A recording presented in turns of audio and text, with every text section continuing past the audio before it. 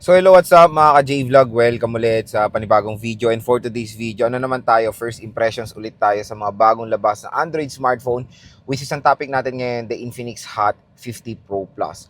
Maganda kaya tong smartphone na to? Tara mga ka-J-Vlog, check natin.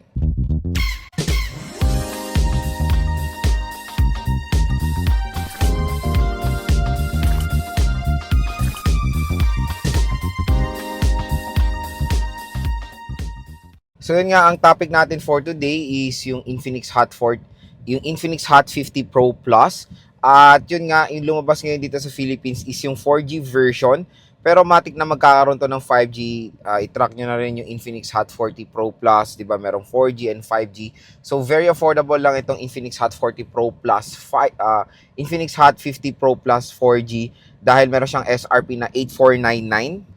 Tapos saka 8GB RAM and 256GB of internal storage na siya. So dito sa ating first impression, quick reminder lang, hindi po to full review. Magbibigay lang ako ng mga first impression sa mga bagong labas na smartphones, yung kanilang price specs, and of course yung availability. At gusto ko i-share agad yung mga saloobin ko based sa kanyang specifications. And syempre sa mga nakakanood ng vlog ko, alam niyo naman na nagiging naman natin yan, naging review unit natin, unboxing unit natin yan. Umu-order pa lang naman ako. So soon, syempre, balak natin mag-purchase ng Infinix Hot 50 Pro Plus 4G at i-unbox and review natin yan sa ating YouTube channel. So stay tuned lang. So syempre dito sa sa first impressions natin, gusto ko magbigay agad ng saloobin kahit wala pa yung review unit based sa kanyang specs. So yon, nalabas na siya dito sa Philippines at official na siya.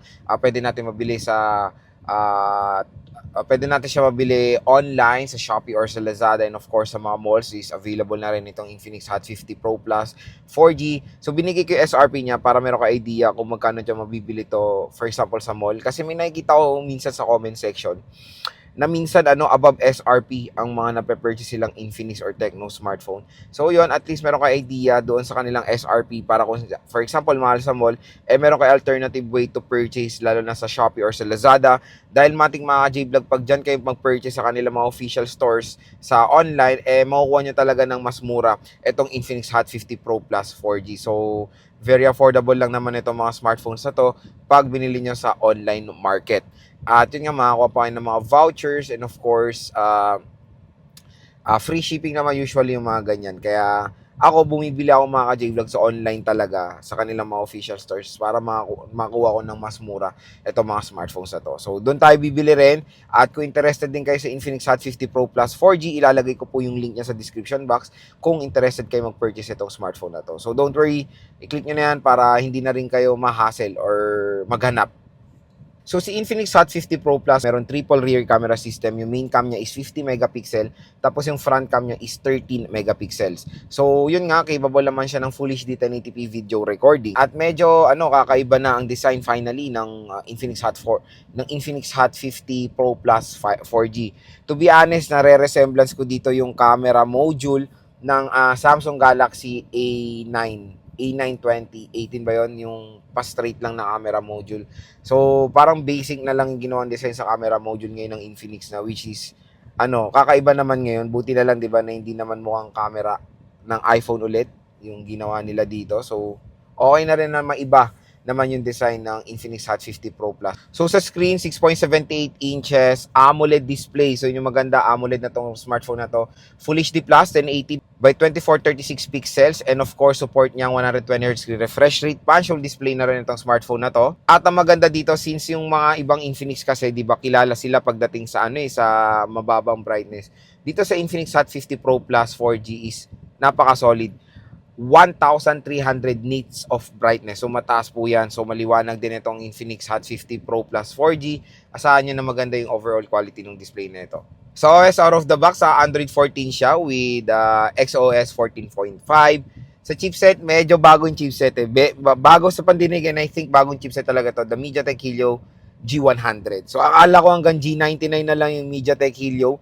So nagpo-provide pa rin si MediaTek ng mga 4G chipset. Siyempre, 4G is still reliable pa naman yan. At okay pa rin naman gamitin yung signal na yan. Kaya marami pa rin naglisilabasan ngayon ng mga chipset na bagong 4G. So ito nga yung pinaka-latest sa MediaTek Helio G100. So nagasgas na yung G99 kasi marami nang nagsasawa sa G99 Ultimate Ultra. Ginawa ng gano'n. Ang dami na ang pangalan ng G99. So iniba na. G100 na. Clock speed, 2.2 GHz. Tapos, medyo pareho lang yung GPU, yung Mali G57. So, Mali G57 is all goods naman yan when it comes sa gaming yung chipset na yan. Kaya panigurado makakalaro naman tayo na mabuti at 40 Pro Plus 4G. Ang magandang balita dito, dual steer speaker siya, tuned by JBL pa. Yun yung maganda doon. Pagdating naman sa battery, meron siyang 5,000 mAh na removable battery na support ang 33 watt fast charging. So next on mga ka-J-Vlog, gusto ko na i-share sa inyo yung first impressions ko dito sa smartphone na to based sa kanyang specifications. Again, bibili ako nito, i-review ko to, kaya stay tuned lang. So number one mga ka-J-Vlog na nagustuhan ko dito is of course yung overall display. So malaki na nga yung screen size ng Infinix Hot 50 Pro Plus 4G. AMOLED pa. Mataas pa resolution, Full HD plus 1080.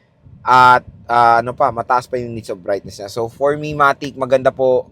Talaga pag ganito ng mga smartphone, nakakatuwa no, na 8,000 pesos, nakakapag-provide na ng mga premium display, which is yung mga transitions. Pero yung mga ibang popular brands, medyo pa rin sila, nag-stick pa rin sila sa 9/3, yung mga medyo hindi magaganda yung yung iba lang naman na brands, medyo low specs when it comes sa display. Hindi pa AMOLED, iba IPS. So magandang AMOLED na to. At ito yung magiging advantage din ng Infinix Hot 50 Pro Plus 4G sa mga ibang competitors niya. Next sa chipset, ang impression ko sa chipset, yun nga tulad ng sinabi ko, bagong chipset ni MediaTek G100, pero I think when it comes sa performance ng G99, G100 hindi man nagkakalayo yan dahil yung GPU, Mali G57 pa rin still, hindi naman na-upgrade yung GPU niya. Pero when it comes sa GPU, ayan, kaya po yan mag-handle specs-wise, kaya naman po mag-handle ng mga games ang Infinix Hot 50 Pro Plus 4G. Pero syempre, manage your expectation, lalo na sa gaming. Hindi siya for hardcore gamers kasi pag hardcore gamers kayo, usually ang mga piniprefer na ng mga gamers ngayon is 5G chipset, which is mas powerful at syempre mas mabilis ang data. Kung 4G, expect nyo, makakalaro naman kayo pero hindi niya siya for hardcore gamers. Next yung speakers. Yung speakers ang solid dito dahil yung dual steer speakers na nga siya, pero hindi lang siya basta-bastang dual steer speakers. Dahil tune siya ng JBL. Alam nyo naman si JBL ay isang popular brand when it comes sa mga speakers. Kaya expect nyo na napaka-solid ng tunog netong Infinix Hot 50 Pro Plus 4G. Paano pa kaya yung 5G, di ba? Kasi yung 5G syempre mas upgraded ang chipset niyan, mas upgraded yung specs. Pero dito sa 4G, nalagay pa nila yung tuned by JBL na speakers, which is napaka-solid at advantage din yan ng Infinix Hot 50 Pro Plus 4G sa mga ibang competitors niya. So next naman mga ka-J-Vlog when it comes sa battery and fast charging. So 5,000 mAh battery is a very very normal na yan na battery when it comes sa mga entry or budget smartphones. So yon 5,000 yes, mataas yan. Tinernohan niya rin naman ng fast charging rate which is 33 watts which is okay. I think when it comes sa 8,000 plus na presyo, 33 watts is the minimum. A big no-no ng 18 watts. 33 watts, 44, 45, mga ganyan mga wattage na ang pwede when it comes sa mga entry level or mga ganyang presyo na 8,000 pesos.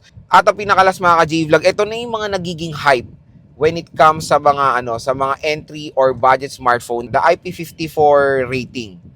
Ito gusto kong i-clear sa inyo. It's not water resistant. Splash resistant lang po yan. Hindi nyo po ito pwede ilublob sa tubig ng mga certain time.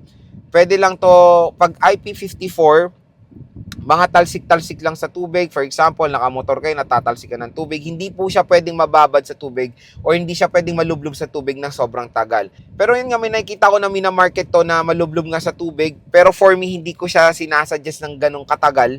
Kasi IP54 is splash resistant lang yan.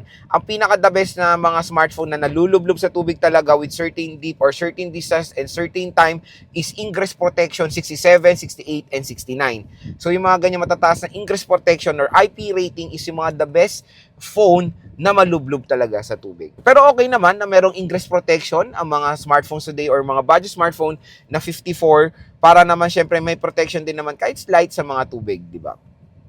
So lang mga ka-J-Vlog ang ating first impressions dito sa Infinix Hot 50 Pro Plus 4G. Again, i-review natin to. Abangan nyo na lang po yung full review. Game test natin dito. Don't worry, magpa-purchase ako niyan. And for me, napakasulit na itong smartphone na to. Kaya sa mga nakabili nito ng launch date, so solid na solid syempre. Mas mura siya, mas below SRP. And kung interested kayo bumili ng Infinix Hot 50 Pro Plus 4G, ilalagay ko po yung link niyan sa description box. I-check nyo na.